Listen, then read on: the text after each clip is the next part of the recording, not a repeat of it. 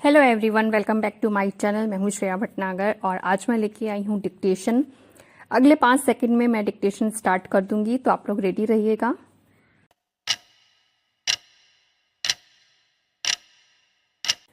जम्मू कश्मीर के चुनाव परिणाम देश और दुनिया को यह सीधा और सच्चा संदेश देने में तो सफल हैं कि लोकतंत्र अनेक संभावनाओं के द्वार खोलता है, लेकिन फिलहाल यह कहना कठिन है कि इस समस्याग्रस्त राज्य में ऐसा कुछ हो पाता है या नहीं।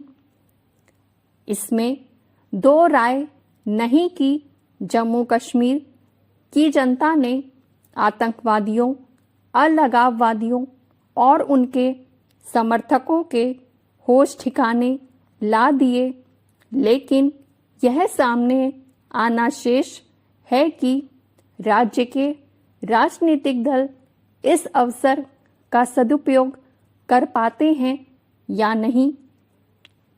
यह प्रश्न इसलिए क्योंकि जनादेश किसी एक राजनीतिक दल विशेष के पक्ष में नहीं है और यह किसी से छिपा नहीं कि खंडित जनादेश की स्थिति में राजनीतिक दल किस तरह मनमानी करने के साथ अपने संकीर्ण स्वार्थों की पूर्ति करते हैं। इस पर संतोष व्यक्त करने का कोई मतलब नहीं कि जम्मू कश्मीर में सबसे बड़े दल के रूप में उभरे नेशनल कॉन्फ्रेंस और कांग्रेस मिलकर सरकार बनाने का संकेत दे रहे हैं, क्योंकि यह विस्मृत करना ठीक नहीं होगा कि इन दोनों दलों ने एक दूसरे के खिलाफ चुनाव लड़ा। यदि इन दोनों को तालमेल करना ही था और उनके इरादों तथा नीतियों में कहीं कोई साम्य था, तो वे 4-5 माह पहले तब एक दूसरे का साथ देने को राजी क्यों नहीं हुए, जब पीडीपी ने कांग्रेस सरकार से समर्थन वापस ले लिया था। किसी को भी यह जानने का अधिकार है कि किन कारणों से नेशनल कॉन्फ्रेंस और कांग्रेस मिलकर सरकार बनाने के लिए सहमति व्यक्त कर रहे हैं।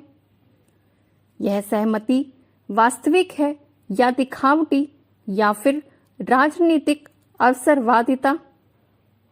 क्या इन दलों में से कोई इसकी गारंटी देने के लिए तैयार है कि वे केवल राज्य की जनता के हितों की पूर्ति के लिए एकजुट हो रहे हैं?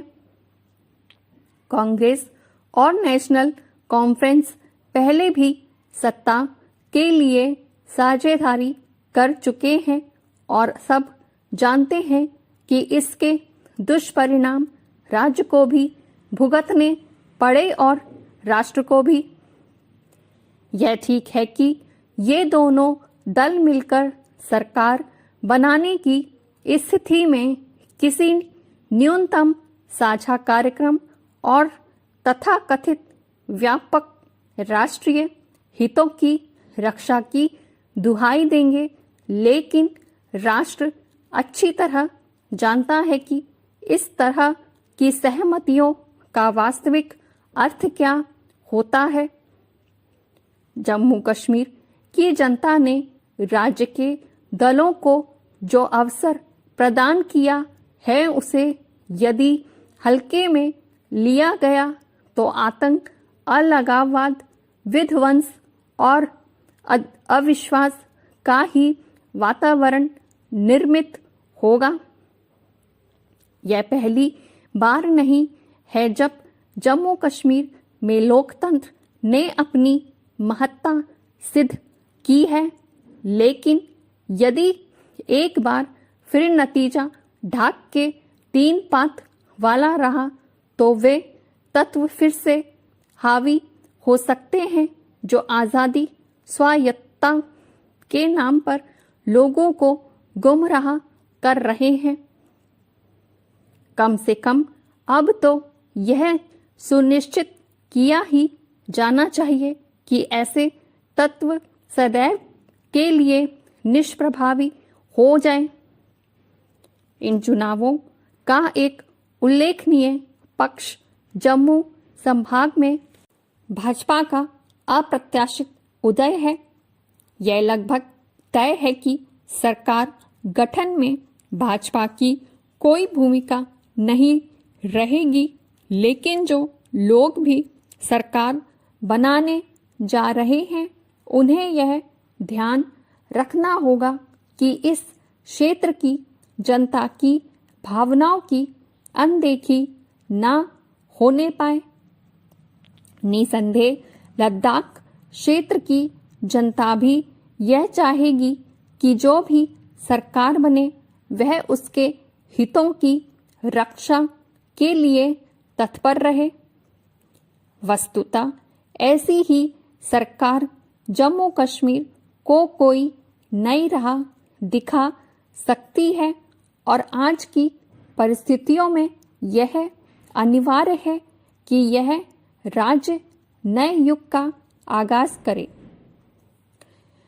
ये थी मेरी आज की डिक्टेशन। उम्मीद करती हूँ आपको डिक्टेशन समझ में आई होगी, पसंद आई होगी, लिखते बना होगा, स्पीड सही लगी होगी, शब्द क्लियर लगे होंगे। अगर इनमें से कुछ भी सही लगा है तो प्लीज़ एक लाइक तो बनता है, तो प्लीज़ देरी ना करिए लाइक करने में।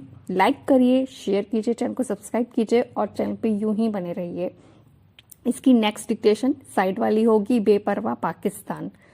ठीक है, इसकी मैं फोटो अभी लास्ट में लगा दूंगी, आप लोग इसकी प्रैक्टिस कर लीजिएगा। और बस जैसे हम लोग आगे बढ़ते जा रहे हैं तो प्लीज़ आप लोग मुझे कमेंट करके बताइए कि कितना सुधार है आप लोग की डिक्टेशन में। इस चीज़ का मैं रिप्लाई आप लोग से चाहती हूँ, तो प्लीज़ इसका मुझे रिप्लाई ज़रूर करिए, जो भी लोग सुन रहे हैं पूरा।